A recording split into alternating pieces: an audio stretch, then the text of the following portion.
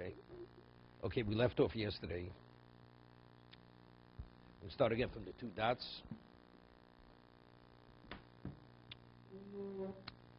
The Mishnah discussed the case where a person marries a woman and he says that the kiddushin should take effect in 30 days. And then a second party comes and says, I want to marry you now. So to who is she married? She's married to the second person, not to the first person. Why? Because the first person said the marriage should only take effect in 30 days. So during the 30-day period, she's a single woman. So if the second person marries her, it should take effect before the 30-day period. So she's married to the second and not to the first. That's the Mishnah. Omar Rav Mukadeshes L'Sheni L'Olam. Rav says that when the second party marries the woman, she's married to the second person forever, and the second marriage cannot take effect. Because the second marriage, when is it supposed to take effect? In 30 days. And it can't take effect because she's already a married woman when the 30-day period comes. Right?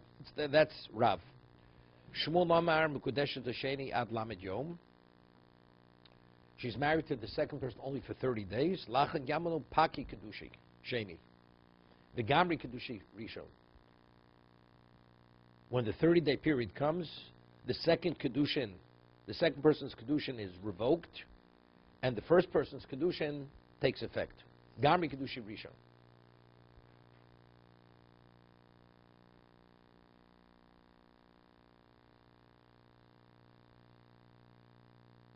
It's interesting. There's a Gemara in the Dorim.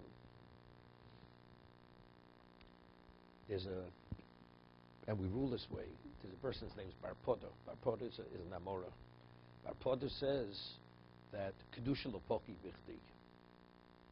That let's say a person wants to consecrate something for a day.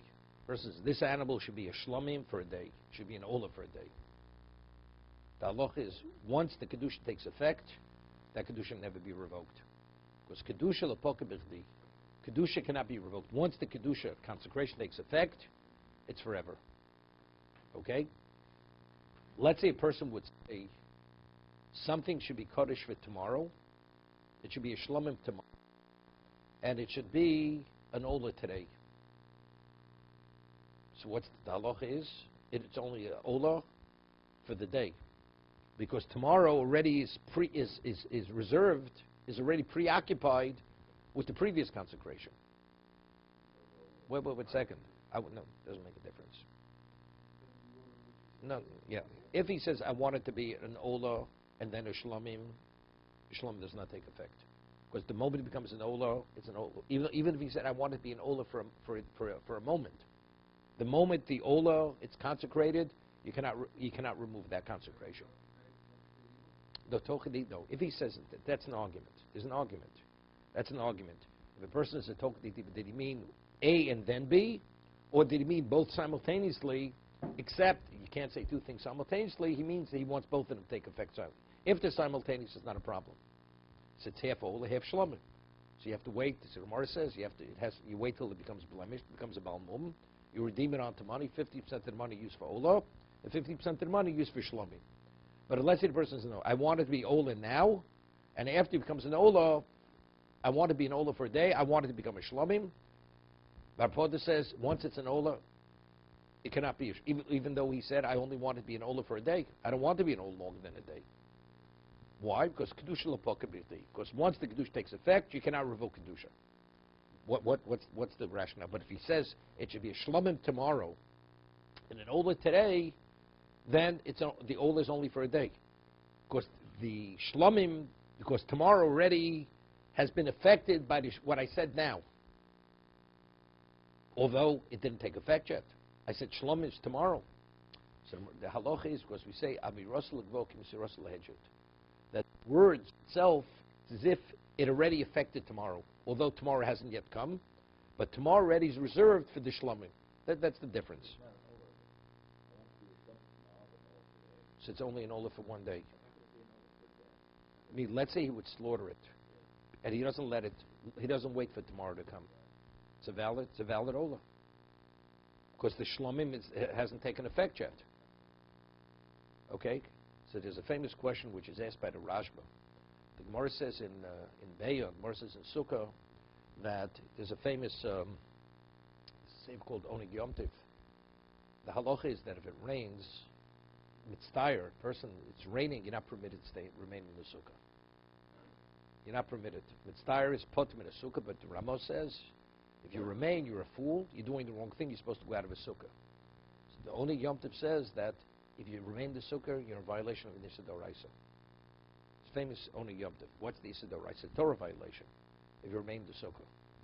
So he explains, because the Gemara says that sukkah, the Torah uses the term b'chagosem. You should celebrate. So the Gemara says in Sukkah, the Gemara says in Be'ah, that the sukkah itself has kedushas chagiga. Just as a festival offering is consecrated, the sukkah has the identical kedusha as a chagiga. Okay, that's what the Gemara says. So therefore, you're not permitted to benefit from the wood of the sukkah.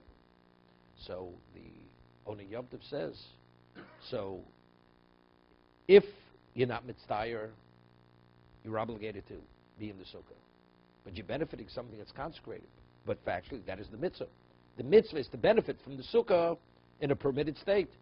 What about if mitzvah is potem in a sukkah? But if you're in a state of discomfort, you're not supposed to be in the sukkah. So in this context, you're not permitted to benefit. Because factually, the status of the sukkah doesn't change. The sukkah itself has kedushas chagiga. So if that's the case, you're benefiting from something that's consecrated, you're not permitted to be there. That's the Onig Yom Tov.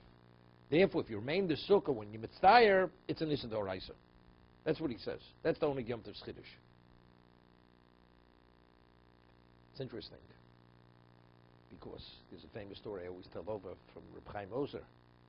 Reb Chaim Ozer was the leading Torah halachic authority in the world. He was recognized by everyone. Nobody disagreed with his psak, and it was in Vilna. He lived in Vilna, and in Vilna, Sukkot was the beginning of the Russian winter. Vilna was Lithuania, and he had a guest. Reb Chaim Ozer was an older person, and although he was bundled up, he was literally shivering in the sukkah, Reb Chaim Ozer. And the guest was a younger person. So the guest didn't have any tact. He says to Reb Chaim Ozer, he says, I have a very serious question to ask you.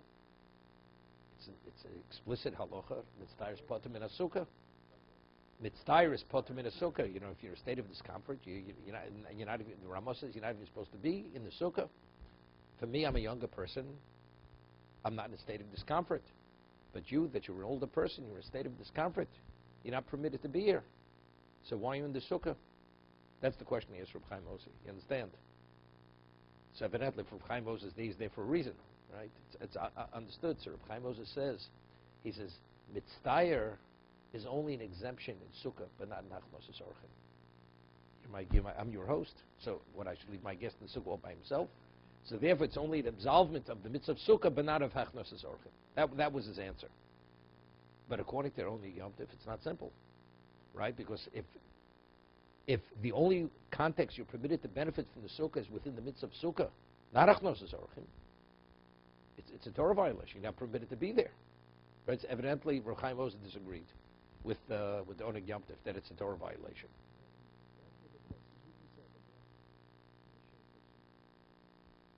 Would not say it. No, then definitely. Correct. Firstly, you could start off where it's not mitzvah, then you could become mitzvah. Initially, Babe said the bracha. But to come in a state where it's impossible to remain there because of the state of affairs of the temperature, then definitely you would not say a bracha. Okay? So there's a question which is asked by the Rashba, and he doesn't answer the question. He asks, what's the halacha after sukkahs? What is the status of the wood of the sukkah? Nobody disagrees. It returns to an ordinary status. But he asks, but if kiddush l'poka b'chdi, that once something assumes the consecration of a korban, it cannot be removed. So if that's the case, after sukkahs, the atzei sukkah should remain consecrated. But yet the halacha is once sukkahs is over, you can do whatever you want with the wood. I mean, you shouldn't use it in a disgraceful context. It's like after sukkahs, you take the lulav, you wrap it up, you discard it. But in terms of it has no kedusha, But based on the principle of kedusha l'poka birdi, once the kedusha takes effect, it cannot be revoked. So why after sukkahs does it return to an ordinary status? No, the sukkah, the wood of the sukkah, is the atzei sukkah of kedusha's chagiga. That means the material in sukkah. Because the Gemara says it's the equivalent of chagiga. No, because the Torah uses the word v'chagosa. The Torah says chagosa means it's like chagiga. It's like the festival offering. So if that's the case, the Rashba asks, so even after sukkah, since you retain the kedusha of chagiga, we should say kedusha l'poka birdi. That's the Rashba's question. And different. Esrog is just tashmishi mitzvah. Use it for the mitzvah. Now the mitzvah is in it.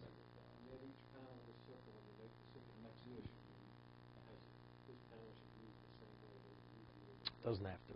Only if it doesn't fit. You have to build it right. Okay. But he doesn't answer. So my Rashiv Zacharin Bracha, he answered it this way. Kedusha l'poka birdi means if something is in a state that it's fit for a korban, right? It's a korban. Once the kedusha takes effect, it cannot be revoked. What is a sukkah? A sukkah is not a hut. A sukkah is an entity which represents mitzvah. Once sukkah passes, it's not called sukkah any longer. You understand? The kedusha only has relevance to a sukkah. So when it's functioning as a sukkah, that's like the korban. It's like the animal which has relevance to be brought as the sacrifice. Once sukkah is over, it's as if the sukkah doesn't exist any longer. So if it doesn't exist, so then it has no relevance to kedusha any longer. That's how we answered the question. Doesn't make a difference. It doesn't come back unless it's redesignated. It's redesignated. It's not a sukkah. It's not considered. That's what he used to answer. Okay. So on that he asks, Yosef Rav Chisda Kokashalek. So according to the way the Gemara understands it, that Shmuel says she's married to the second person and not to the first. To the first person, not the second person, because we say when the 30 days comes, it's Paki. Paki Dushi Sheni. It revokes the first. Yosef Rav Chisda Kokasha Lake, Kedusha Sheni Mai Paki. If the second party married the woman before the first marriage took effect, what is the basis to revoke the second person's marriage? When the 30-day period came, she was a married woman. Correct? Ernie, you took your Gemara on the bus? Okay.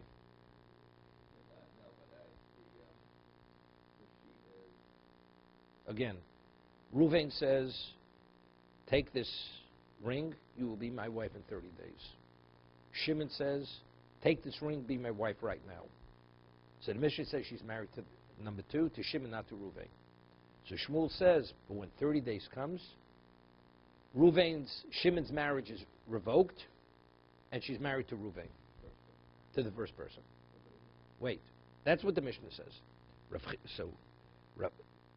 Rav Chisda understands Shmuel to mean that's the way he's learning the Mishnah.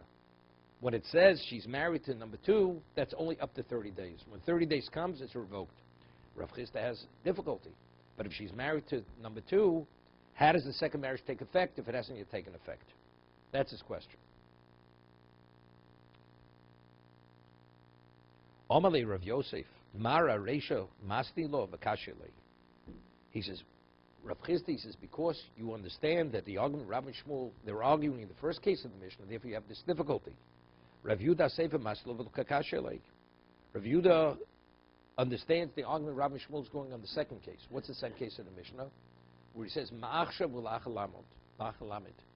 I'm marrying you now and after 30 days. That means after 30 days, the marriage is retroactive from day 1. I'm giving you the ring now, and after 30 days, when 30 days comes, it's retroactive from now. You following? No. Except the marriage does not take effect until 30 days has come.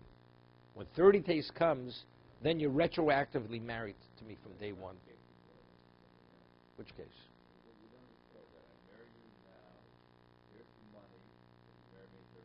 No. No, no. The first case is speaking, I do the act of kiddushin now, and the effect should be in 30 days. In that case, if somebody comes in the interim, marries the woman, married to number 2, not to number 1. Here, I'm marrying you now. I'm giving you the ring now, the act of kiddushin now, and when 30 days comes, the effect is retroactive from now. I'll give you an example. The Gemara says in Ksubis that David HaMelech, that when his soldiers would go out to war, they would give their wife a conditional get. So if they should be lost in war, the woman should not remain in Aguna, because you don't know if the husband was killed or not. So they would give a get and say, I'm giving you the get, that if I should not return by a certain date, then you're divorced from now. And if I should return, then the act is meaningless, means nothing. Right? So when is it? It's not the get as a get when he's killed. When he's killed, it's too late. That's en get lachamisa. A person cannot divorce his wife after he's killed. Right? So what does he say? If I don't return by a certain date, then the get is retroactive from now. So if he returns, then the get was nothing. If he doesn't return, then retroactively from the time he gave the get was the get. Similarly here. He's giving her the kiddushin. If 30 days comes, then you're married from now. If 30 days doesn't come, then you're not married from now. So the obvious question is, and Rashi addresses this, and the Ran explains it, why should a person say such a thing? You want to marry, don't you want to marry her? So he says, let's say he has no children. He has no children. Let's say he says, I'm marrying you now, that if I'm alive when 30 days comes, then the marriage will be retroactive. If not, I don't want the marriage to be retroactive. Why? Because I don't want you to fall to Yibum. Because if you're my wife now, if he should die, that means the woman falls to his brother, to Yibum, because he has no children. So therefore, he's covering. If I should pass away before the 30 days comes, then I don't want the marriage to be retroactive. But if I'm alive when 30 days comes, then I do want the marriage to be from now. So the marriage is conditional if he's alive when 30 days comes, when it doesn't come. So if he's alive, then the marriage is retroactive from day 1.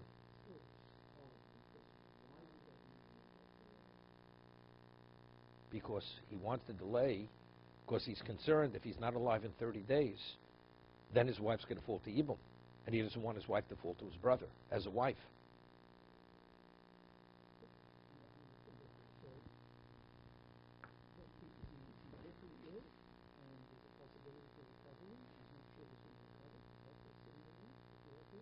The man is covering all his bases. You never know. He's going on a trip. He's marrying her now. He's going on a trip. He's not sure if he's going to return. Right? So if he doesn't return, then his wife, his new wife is going to fall to Yibum. And he wants to prevent that. So therefore, if he's not alive when that 30-day period comes, then the marriage was never a marriage. But if he is alive, then he wants the marriage to be a marriage, because then she'll be his wife.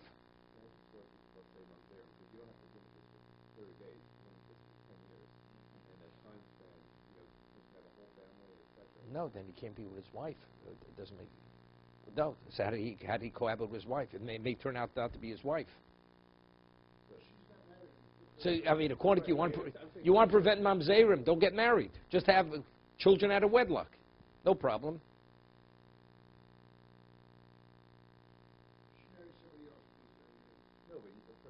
No, she married somebody else in those 30 days, and he's alive after 30 days. The second marriage is not a marriage.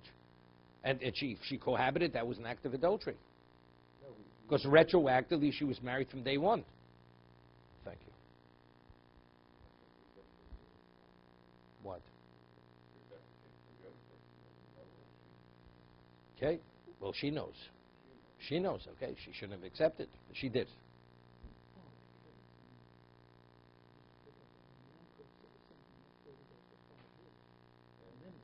Then what? Nothing, then what?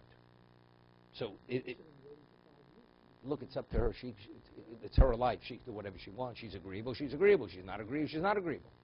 If those are the conditions I don't accept, right? We're speaking of theoretic. If this should have happened, what is her status? That's what we're discussing over here.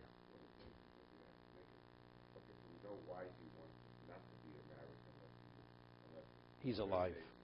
What about the other way? Why does he have to make it retroactive? 30 days comes, he gets married. No, because if in the interim, let's say she accepts marriage from someone else, So he's locking him. she's locking her in that she can't accept marriage from someone else. Right? That's the reason why he's setting it up this way. See, he has the upper hand. Okay? Let's see. We'll see in a moment. Rashi says even more than that. Because the Ramban, there's an argument Ramban and Rashi.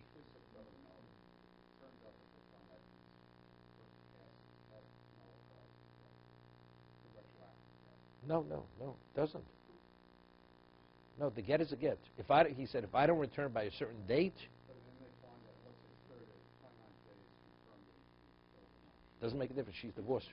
She's divorced retroactively. Okay. Also, she's divorced retroactively. That was the whole story of David HaMelech with Uriah Achiti. You know, he gave her a get, and then he didn't return. Okay. Amalei Rav Yosef, Mar Reisha Masilov Kashlov, Rav Yudah Seif Masilov Kashlov. Mi'achshav v'lachar shloshim yom. What are they arguing, Rav and Shmuel? He says, I want the marriage to be mi'achshav v'lachar shloshim yom.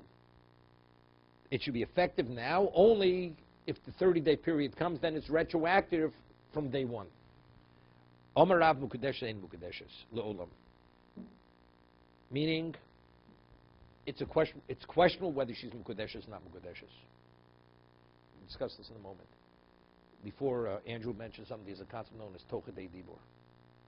Let's say a person transacts a business deal, and within a very small time frame, which is the equivalent of Shalom Alecha Rebbe Mori, the person wants to retract. You understand? I said, I'm selling you this, I give you the deed, and after I give you the deed, within a almost immediately, I say, I changed my mind. You can cancel the deal. What's its Tochadei Dibur? Let's say you transacted it, and the transaction wasn't subject to any condition. And within that time frame, you mentioned it's subject to a certain condition. The transaction is subject to that condition. Because as long as you're within that time frame, the transaction hasn't been completed. That's called Tochadei Dibur. Okay? Tochadei Dibur Kediba Dami. Shalom Alecha Rebbe Mori. What happens if a person gives a woman a ring in marriage? Harei Mukadeshes Li. And then afterwards, within Tochadei Dibur, he says, I changed my mind. He said in front of witnesses, Harei Mukadeshes Li b'tabazuk das Moshe v'Yisrael. He puts the ring on her finger, he says, I changed my mind. The Gemara says in Bava Basra, you cannot change your mind. Once you put the ring, you say that, she's married. Person gives a get to his wife. Get, in presence of witnesses, gives to his wife. So the halacha is she's divorced. As he gives it a get, she takes it. Within this time frame, he wants to retract. He says, I changed my mind. I made a mistake. I don't want to divorce you. The marriage is terminated. She's divorced. A person goes to an idol. The Gemara says, Navodah Zarah. A person says, Ato Eli. Sister, oh, you're my God. It's considered an act of. That declaration is an act of idolatry. He says, Ato Eli, and then afterwards, within Tochadei Dibur, he says, I changed my mind. You're not my God. It's considered an act of Avodah Zarah. So the Ran explained, the Rashbam explains in Bava Basra, what is the concept of Tochadei Dibur? What is Tochadei Dibur? That a person, he allows himself this small time frame that in case he changes his mind, he wants to be able to change his mind. So until that very short period of time passes, he's not fully committed to whatever the transaction is. Therefore, he could retract. Okay? Or he could say subject to whatever condition may be. But when a person marries, marriage is such a serious act, such a serious commitment, that before a person says, Harei Mukadeshes Li, he thought it over 1,000 times. Therefore, when he says it, it's already final. Therefore, the principle of Tochadei Dibur has no application. Same thing with divorce. Person understanding the nature of what divorce means, you give that get, you wouldn't have given the get unless you were certain that you want it to be final. Therefore, once the get is given, the person can now retract. Person, when it comes to idolatry, which is considered so serious, a person would not make that kind of declaration unless he meant it. Therefore, even within that time frame, once it's said, it's considered he did an act of idolatry. We'll discuss it. We'll discuss it in a second.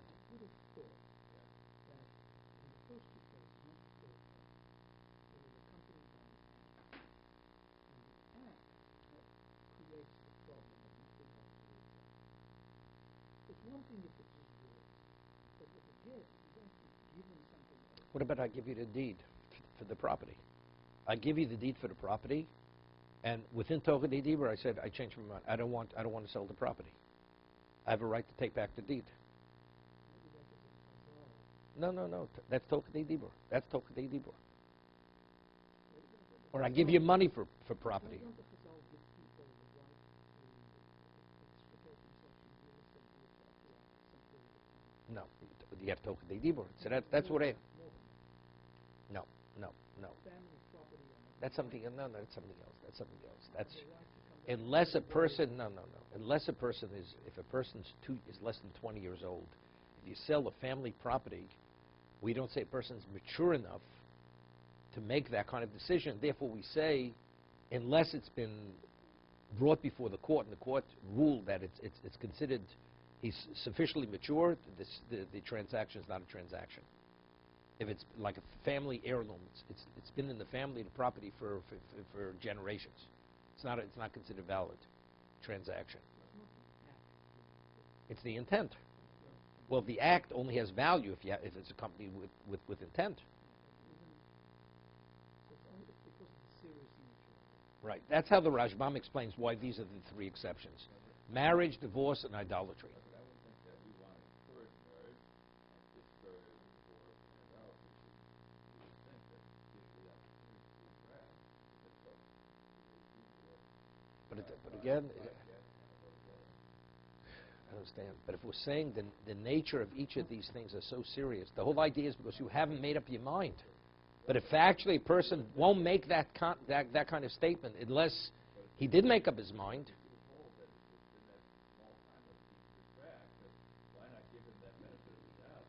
when it has nothing to do with benefit of doubt.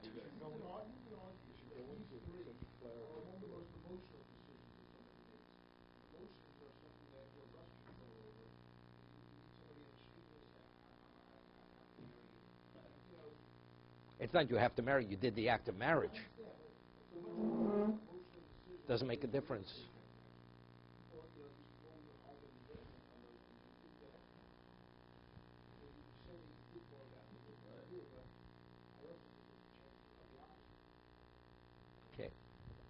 Okay, this is fact in the Gemara. Okay, this is their evaluation that a person, when it comes to marriage, divorce, or idolatry, if you do the act and make that declaration, it's considered final because you wouldn't have made it unless you thought it over 1,000 times.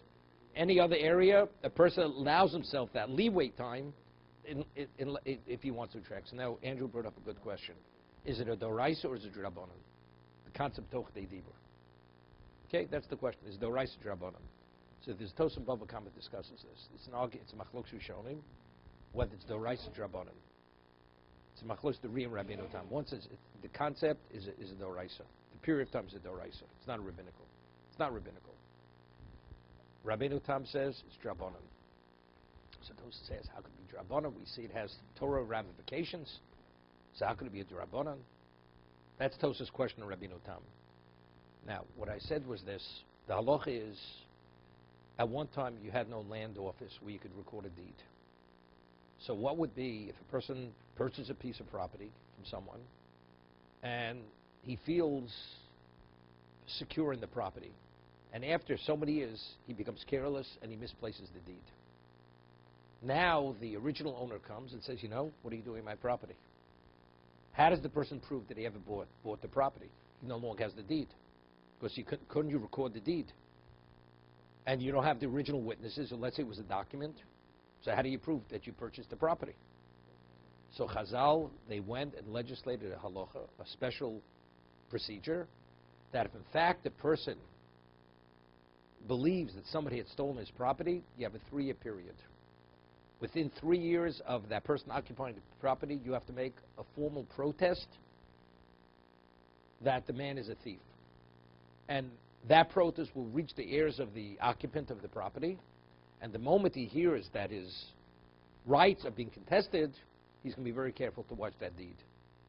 But if there's silence, we could say with certainty, because since a person cannot tolerate for more than a certain period of a year to see his property being taken over by a stranger, the silence is a confirmation that the sale was a sale. So 3 years is the equivalent of the deed.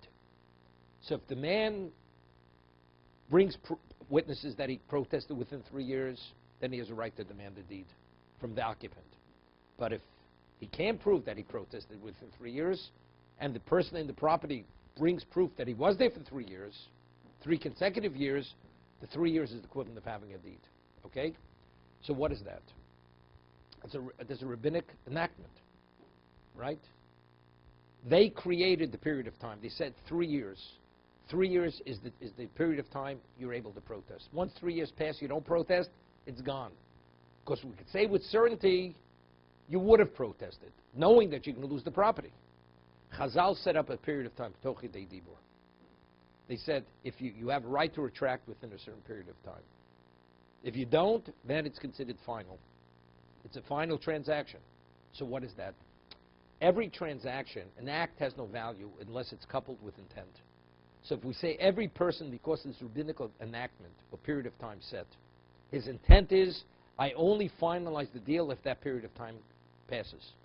So everything is intent. So factually, after fact, it becomes a doraisa. Although the period of time is a rabbinic period, but once that period is set in place, what is the person's intent? If that period of time should pass and I don't retract or I don't say subject to whatever may to a condition, it's final. The transaction is final. So as a result of that, although originally the period may have been rabbinic period, but because the person understands that he's bound to that period, if it should pass, it becomes a doraisa.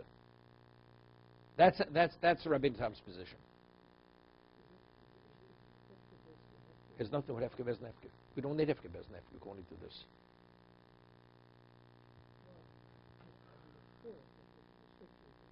Let's suppose that the Raisa says that you do the deal in fact. Okay, so there's no such concept as fraud. Correct. Okay. So how would the Chazal get around that? It's because they have they can condemn property. Yeah, but once they do that, then it becomes the mindset of people. Maybe initially to launch it, you need Hefke Bez Nefke. Initially. But once you've launched it, what becomes the mindset of people? The mindset of people become that I don't conclude the deal unless the time period has passed. I have the right. My intent is I have the right. See, normally we say it's Dvarim Shebelev. You transact something, you say, look, it's final. Transaction is final. But let's say a person said, well, I only meant it should be final after a certain period of time passes. But you didn't verbalize it. So it's Dvarim Shebelev. But what about if Chazal say every person has that time period? So it's no longer Dvarim Shebelev. Every person knows that he has that time period to retract. Until the time period is passed, it's not final. That's the Rashbam. Because every person, that is every person's mindset. But let's say a person, when he marries a woman, says, I have 5 minutes to retract. Let's say he says that. I'm marrying you, but I have 5 minutes to change my mind.